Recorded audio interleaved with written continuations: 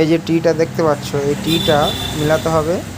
আর ওপরে এই যে পেনিয়ামটা আছে, টাইমিং চেন পেনিয়াম, এর পাশাপাশি দুটো মার্কিং আছে। এই মার্কিং দুটো সমানভাবে রাখতে হবে, না হলে না রাখলে টাইমিং মিলবে না।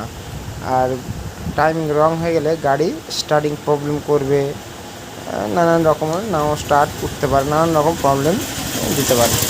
টাইমিংটা কীভাবে মেলাচ্ছি আপনারা দেখতে পাচ্ছেন। এই যে দুটো সাইডে যে দাগ আছে, এই দুটো দাগ দেখতে পাচ্ছ, এই দুটো দাগ সমান রাখতে হবে। এবং পিস্টনটাকে এই যে টি মার্কটা টপে রাখতে হবে, তবে আমাদের পারফেক্ট টাইমিংটা হবে। যদি ভিডিওটা আপনাদেরকে ভালো লাগে তাহলে আমার চ্যানেলে একটা সাবস্ক্রাইব করে দেবেন আর নোটিফিকেশনটা